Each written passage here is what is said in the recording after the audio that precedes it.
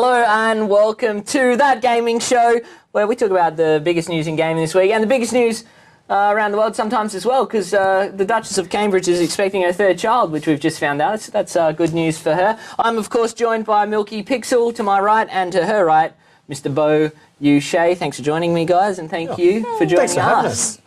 Anytime. This is our 5th show, so I'm celebrating with a beer. Good on us. We've done a didn't get any for anyone else, but that's fine. That's true, I didn't.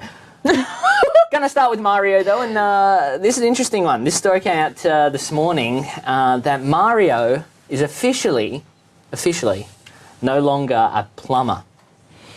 What does this mean for poor Mario and the citizens of the Mushroom Kingdom? Who is he on the dole now? Haven't seen him send a link. Joining Chappelle Kirby on... Chappelle Kirby?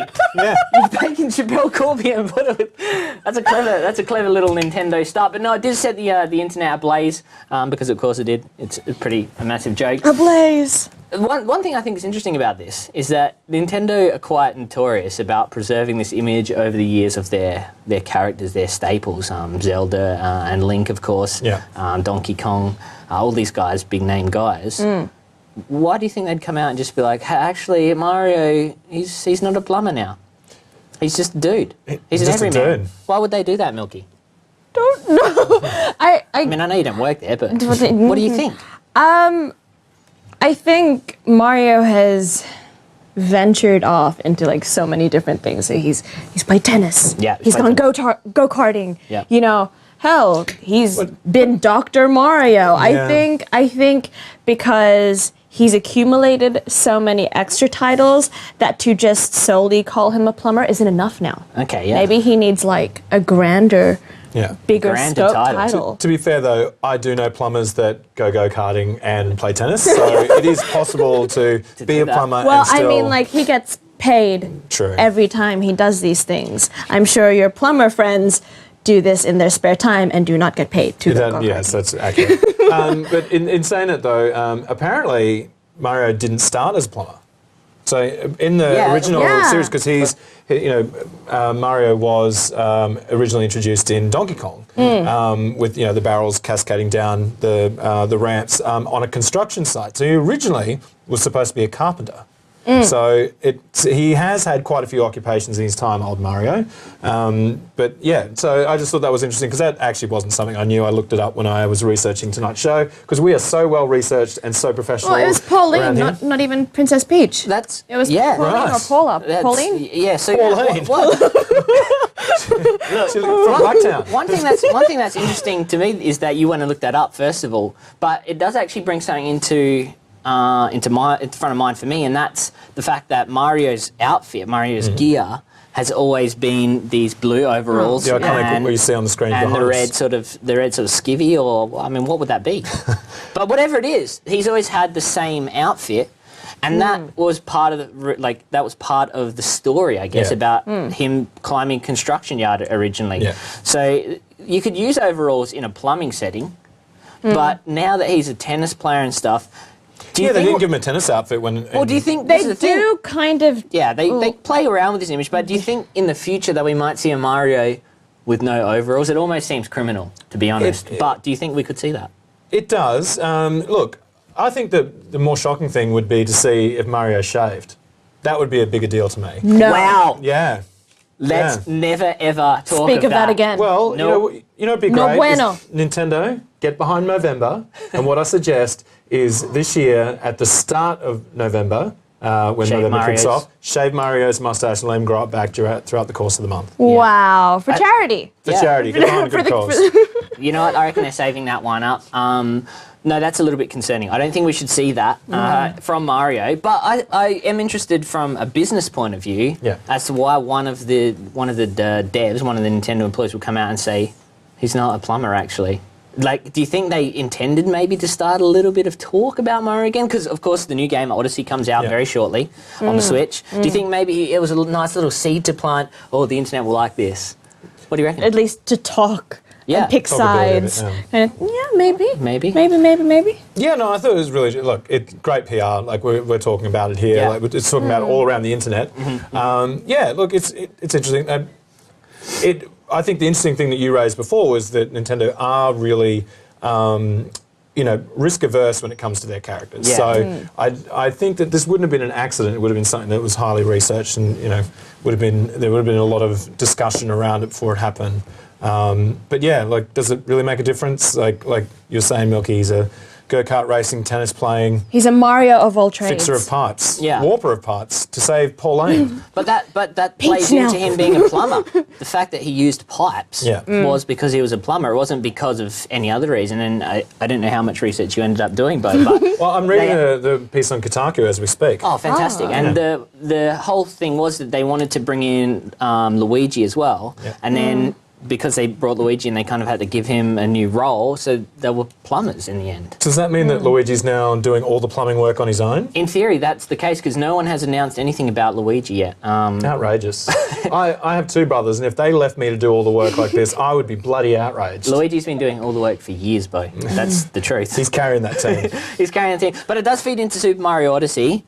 Now, I don't know, Milky, if you're a big Switcheroony, a big Switch fan, but Mario Odyssey is using a new mechanic as such. So in Mario Odyssey, Mario's hat is basically alive, and he can use it to throw on other characters, like human beings, like tanks. Bullet Bill. Essentially controls these characters with his hat. So this is really interesting, though, because this again leads back to what you're saying about the image thing. Because his hat is probably one of the most iconic things that he has in his arsenal. Like he changes outfits, he does a lot of things. The mustache and the kind of his head appearance of his head is fairly consistent. So the fact that they've taken this iconic emblem, which is his hat, and then using it throughout the game, I think that's really interesting that they're looking to kind of. But they have done it before. They have done a variable, not so interactive as making other things come to life. Yep. But they have, if I recall correctly, on the Nintendo 64, Super Mario 64, you can actually lose your hat and run and get it back. You can do that. Yeah. That's true. So his head. The top of his head has been visible, has been exposed at some point or another on more than one occasion. If you could choose an item of clothing that you could throw at other people to harness their, I don't know, chi or power or whatever, or control them, what would you throw? This coat, because I wear it every week on this show, and honestly, it's getting a little tired, isn't it?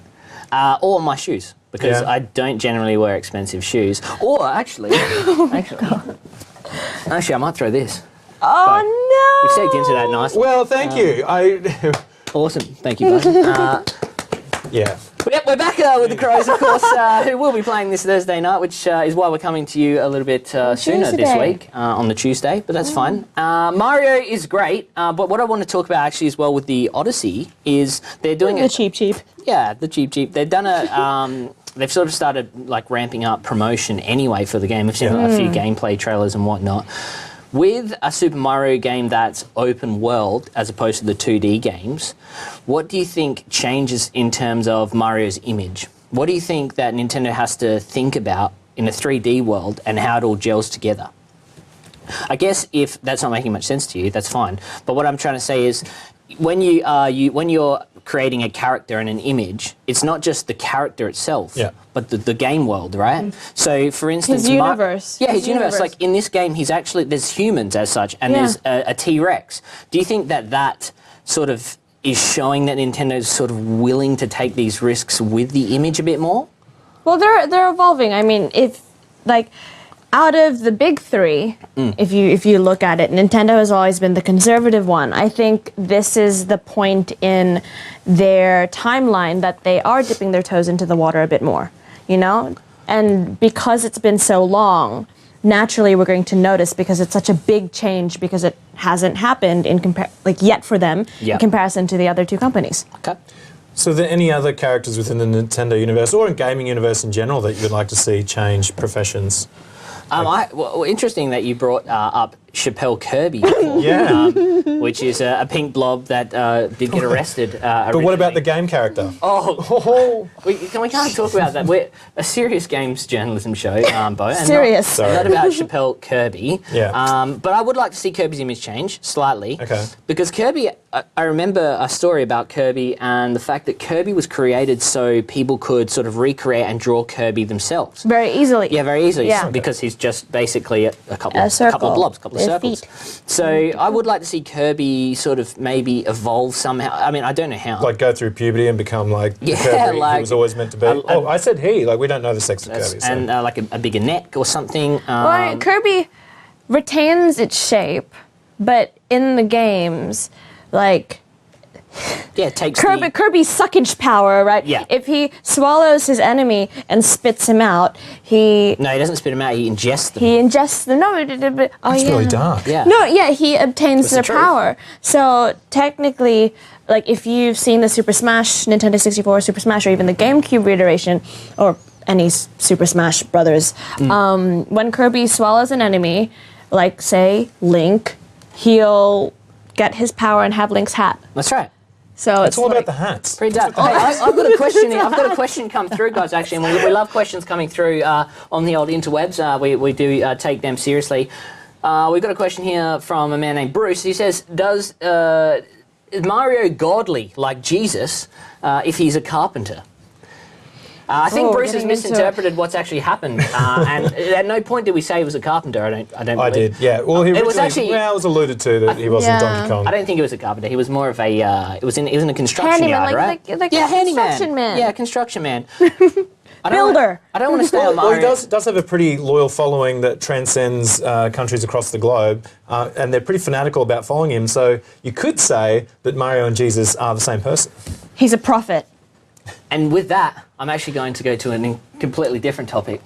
It's a topic that I call... Let's switch over. Legends.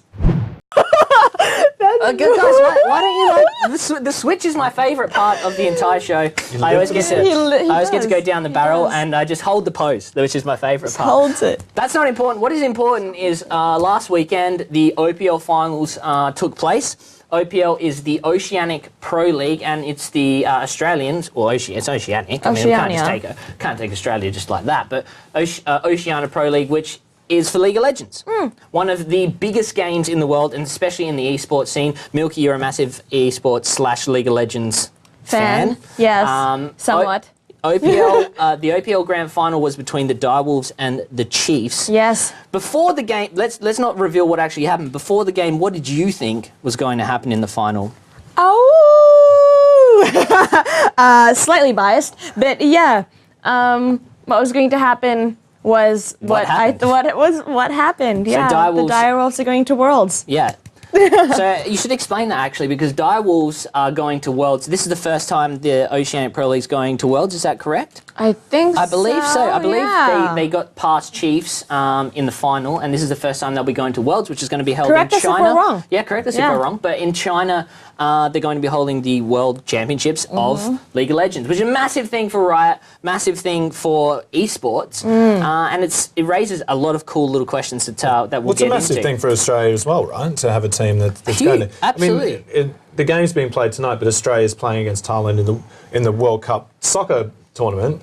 It's a similar kind of analogy. Like, before we started making it regularly, like this is a pretty big deal that we're getting a team to represent Australia on the world stage. Perfect analogy, actually. That's exactly right. Like, we didn't ever really look at soccer or the world game as something that Australia really participated in until we got through, we beat Uruguay, right? When John Aloisi kicked the penalty kick against Uruguay back in 2009. Good job, John. It's coming up Australia now, because now we've got, for OC, that's OCE for Oceania. Very good. We've got the Direwolves, the puppies, going to Worlds, and then just a few weeks ago, we had Australia for Overwatch. Yeah. Going to BlizzCon. So Australia, yay! Esports is on the up. One of the cool facts I read about this afternoon was that the Worlds last year, League of Legends World Championships last year, had more viewers overall than the NBA Finals. Yep, that's it. The NBA Finals. What? I love the NBA. Yeah. And me alone contributed hundreds of rewatches. But that stat to me is quite phenomenal. So is League of Legends considered the esport? Like, is that the biggest one? I mean, with those kind of numbers?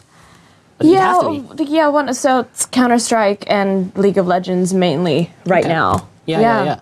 And Beau, what do you think that means for esports? Well, what it means for Australian esports is what we were getting at before. It's a great trend that we're seeing. We're starting to see the momentum of Australian teams doing well on a global stage, and even for people who don't pay as much attention, and Australians love supporting Australian teams. So I think that's a really positive thing for the local industry, is that we have now 2, as you said, Milky, right? Like, that's amazing. That's great. And not many Australians weren't really sure about the Soccer World Cup when it happened after we made it. But you go into any bar at 2:00 in the morning when the games were being played in Europe, and you were seeing them absolutely packed out with Aussies. Aussies like trying to support their teams. It's really great to see, and I really hope that we see a similar level of momentum going for our teams as they do it big on the world stage. Whether they do any well or not, who knows? But at least they're there. That's right. What really makes me happy is the fact that League of Legends is completely different to Counter-Strike. So we're seeing the same thing happening like real sports, or like in real life sports. Yeah. So you've got different things, like tennis is completely different to basketball. I mean, you still use balls. But just like League of Legends and Counter-Strike are video games, you're seeing like Counter-Strike is a first-person shooter, and then you have League of Legends, which is a MOBA. We're seeing this whole variety, just like IRL sports, getting into the limelight. It makes me happy. It's there's more than one genre taking off, and that's important for esports because it's never going to appeal to the same sort of audience. But that actually does bring up an interesting point about LoL. And Milky, you're probably best placed to answer this. How has LoL become so attractive? Why is it so interesting to people? Why has it grabbed such a massive amount of eyeballs? I think there is so much to look at. Like, just looking at these screens, to the layman or like to the standard person, that's overwhelming AF. That's hella overwhelming. I don't know what's going on. Right? But you've got so much to look at, and when you latch onto one thing, you just fall headfirst into it. So you start unpacking it a bit more, and then you can really fall in love with it. Well, that's it. You have over 100 champions, that's the different characters in the game, to choose from. They each have their different roles. There are different, just like there's the different positions in soccer and basketball, you've got your different positions and plays and strategies in League of Legends and Counter-Strike. Yeah. There are so many ways teams can rise from being an underdog early in the game to really just complete sweeping the entire game in the last 10 minutes if you're good. These games, from the smallest amount of time to 10 minutes to well over an hour, they can go for it. Yeah. That's what's intimidating to me. It's sort of too intimidating in a way where it's kind of like there's so much to take in, and I guess I start looking at it like the AFL. I guess to someone that hasn't watched AFL before, man, that's going to be confusing. Why are they kicking between the two sticks in the middle, and why is the oval round and there's 50 metre? I can get that it will be confusing. So I think you're what you're saying is sort of, you've got to dive in to dive in, sort of thing. But it's just how do you get into the AFL? How do you get into basketball? Same thing. Oh, absolutely. Same thing. Absolutely, I agree. And I think, and it's something that we've discussed on the show as well, I think that is still a barrier to entry for new esports consumers. As someone who's not, I first admit, I'm not a diehard esports fan, but I do enjoy watching certain matches, and I think it's the games that that anyone can switch on. So if I showed it to my mum, who's probably watching, hi mum, and I showed her the game, that she'd be able to follow what's going on. I think it needs to be as simplistic as possible, and that's why I think Rocket League, as we talked about last week, has a great chance. Joe Gilroy wrote that great piece on it. I think it's perfect stuff because it's a format that people understand. You can get into that, and then from there, watch an Overwatch match, and from there work your way up to League of Legends. I think it's quite intimidating to watch something like this. For the people who are into it, you'll understand the nuances of having this character do this move at this time that creates this result, as you would with the full forward from the Crows. grabbing Tex Walker, taking a specky at the 50 meter line, and you understand that's amazing, but someone who's just new to it will be like, well, flip the script. I assume that's good, right? Exactly, flip the script. Like, to someone who prefers esports but maybe wants to get into IRL sports, that's intimidating AF as well. No, so it's like, if only someone could write a piece strokes on for different folks. Intro to AFL, that'd be really great. I'm probably perfectly placed to do such a thing, and I just might. But before we finish talking about this topic, one of the sort of big talking points over the last, I guess, month or so has been about the Olympics, the Olympic Games, and the fact that potentially we'll start talking about esports being in the Olympic Games. League of Legends last year was held in Los Angeles. Los Angeles are hosting the 2024 Olympic Games. The Los Angeles, I guess, the Olympics committee have sort of clued on. They're like, this was huge when Worlds was here. Yeah. Maybe we should get it in for the Olympics. What do you guys reckon of esports? I mean, we haven't really been able to chat about this on the show yet. What do you reckon about esports in the Olympics? Is it something that can fit in, or do you think it's just a bit too left of centre?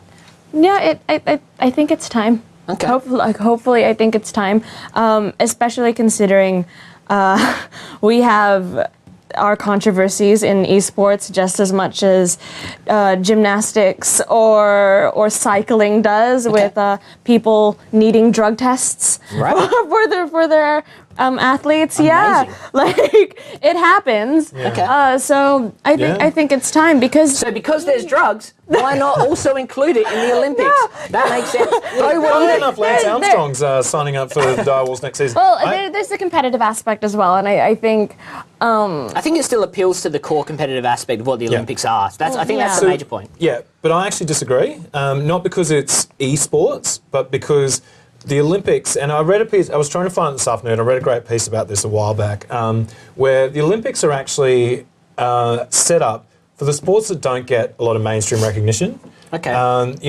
Someone who's the best pole vaulter in the world doesn't get an opportunity to show that they're the best pole vaulter in the world that often. Someone who's great at badminton, all those sports, that's what the Olympics should be for. I almost, as someone who really loves basketball, I almost think that you shouldn't have professional players there, or even have basketball as an Olympic sport. Yeah. Because you have the NBA finals, you have all these other opportunities to showcase that game. Yeah. That sport. And I think it's the same with League of Legends, especially. More people are tuning in than watching the NBA finals. So they don't need the Olympics. Yeah. They've already got their thing. So yeah, that's the reason. Not because it's esports, but because I think if there was something like something a bit more niche, if they picked a more niche title, yes, I would support that. But it needs to be something that needs that promotion. Okay, so maybe a different game, not necessarily Overwatch or League of Legends. But you think esports could be in there? Just maybe. Yeah, I think 100%. Just not something that 50 million people are watching already. Yeah, we didn't even get to what we were also going to talk about with the Direwolves, but maybe we'll cover that next week. That was about the next gamer and the Direwolves contract. I mean, come back next week, that's fine. Before I switch, and I know you guys like the Switch and you're waiting. Before I switch, I just want to say the Worlds are actually on in 2 weeks' time, on the 23rd of September. So if you want to support the Direwolves, check out the OPL Twitter account, @OPL. They'll direct you everywhere you need to go. But now, Pirates. Oh, that was beautiful. You like that one? The Switch, they're so good. All right, so Pirates. We're talking about Pirates, and the reason we're talking about Pirates is because a couple of weeks ago, Creative Content Australia, which is a sort of a governing body for creative content, things like movies and TV shows, launched an anti-piracy campaign that they called The Price of Piracy. And right behind me is the trailer that they released of this. You can see Bryan Brown, spookily. Bryan Brown, looking a little bit creepy over Milky's head there. But what this campaign is trying to promote is the fact that if you're a pirate, you're probably going to run into a little bit of strife if you're trying to download illegal content like movies and TV shows. It's bad for you. Basically, they're saying, if you download illegal stuff, you're going to get viruses. You're going to get malware. You're going to get your credit card stolen. You're going to have identity theft. What?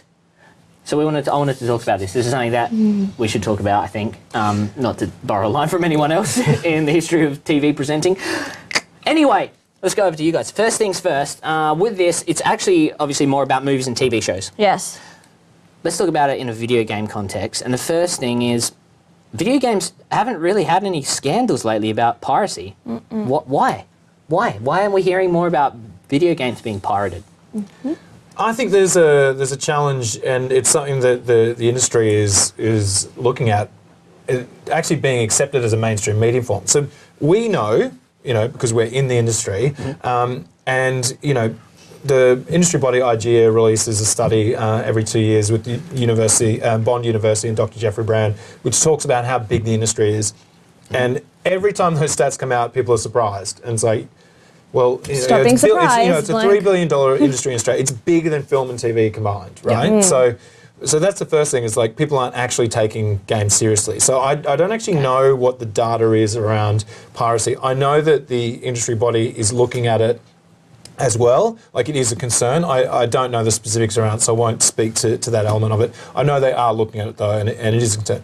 Okay. It's not being addressed in this, though, which is something that we're talking about. And I think that one of the points you raised when we were discussing this topic was the differences between the games industry and the film and TV. Because film and TV, like, they are banging the drum.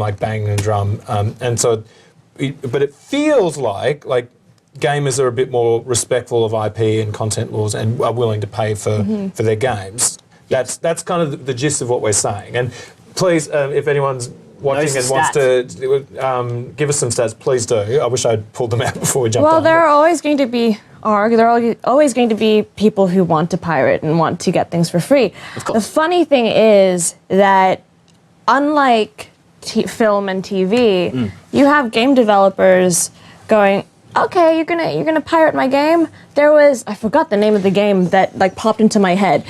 It's, if you have an illegally obtained version of this game, I think 10 minutes into the game, your weapon turns into a chicken, and then you can't play that. You can't progress into the game. Yeah. Right. And so it's like, or if you have an illegal copy of the game during a certain section, it either crashes or whatever, or does something specific that when people went onto the forums to go, hey, my game did this and whatever, you'd catch the pirates out, right? And so it's kind of this shameful thing in the gaming industry, whereas it's, I can't be home to watch Game of Thrones on Foxtel at the time that they've designated, I'm going to download it on my own time, whereas you play a video game on your own time anyway. Yeah. Beau, we had a comment come in, actually, from Nathan Lawrence, who said there was an indie dev who recently released their game on torrent networks so more people could play it. See, I was choking on those words as I said them. I'm really anti-piracy, and I speak out about it as often as I can. And, I do think that... I'm losing my train of thought, but essentially the point I was trying to make was that games actually approach it in a better way. I think it's a real issue with film and TV, and actually there was another comment that's popped up in here from Ryan Blundell, who said that people are actually used to paying for games. It's Blunden, but there's an M in his last name, Ryan Blunden. Yeah, fair enough. Yeah. Sorry, Ryan. I apologise. Yeah. I'm trying to read and think and talk at the same time. It's you really are doing difficult. well. It's just usually Jackson feeds us the questions, but no. So people are used to paying for games. Yeah. But also the film and TV industry are very fixed to this concept of windowing. Yeah. So where you have a feature film that'll appear in cinemas, and then after a couple of months it appears on DVD, Blu-ray, and then it appears on whatever the next thing is.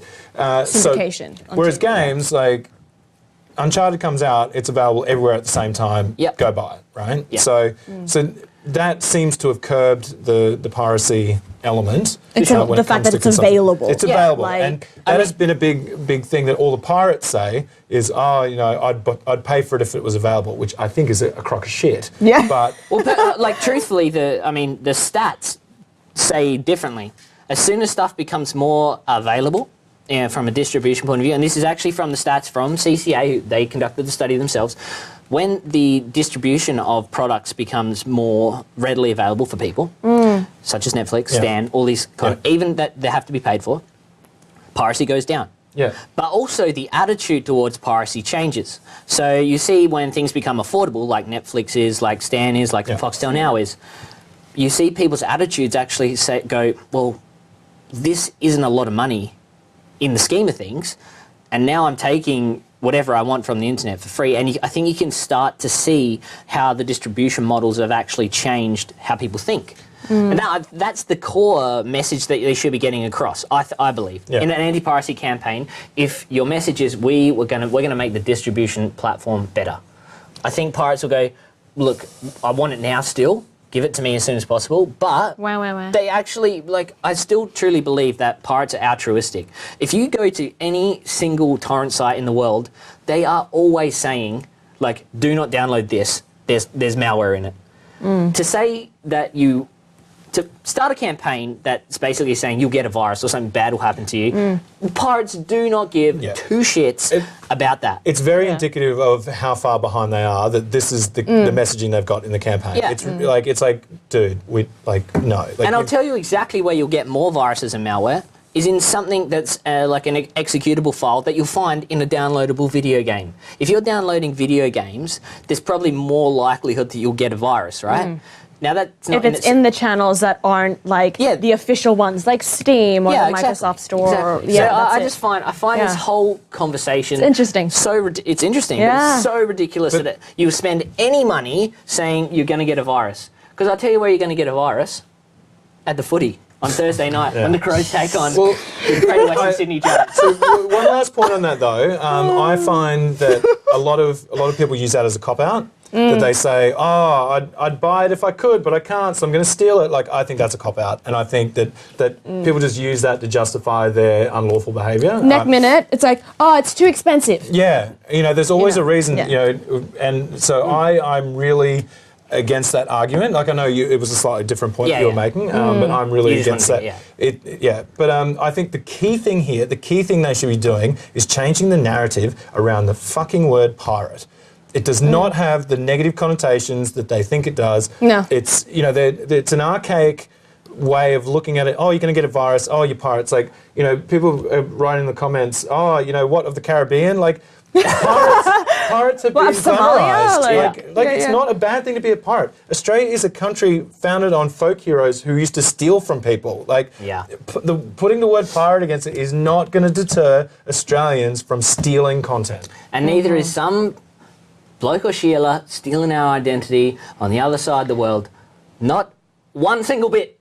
But it's 8:30. It is. And we only do a half-an-hour show, which is very disappointing probably for all our viewers and sort of disappointing for us. The good thing is we'll be back next Thursday, not this Thursday coming up because the Crows playing, the Thursday after for another half an hour. Tune in then. Thanks for joining us today. Go check out, there's one thing they should check out before you say goodbye. Go watch the Aussies, the Socceroos. They got to win by like 6 goals or something to guarantee them getting through. Sport. Thanks for joining us. And then go watch the Direwolves. And then go watch the Direwolves in a couple of weeks' time. We'll see you next week. Thank you for joining us. Go the Crows. Bye.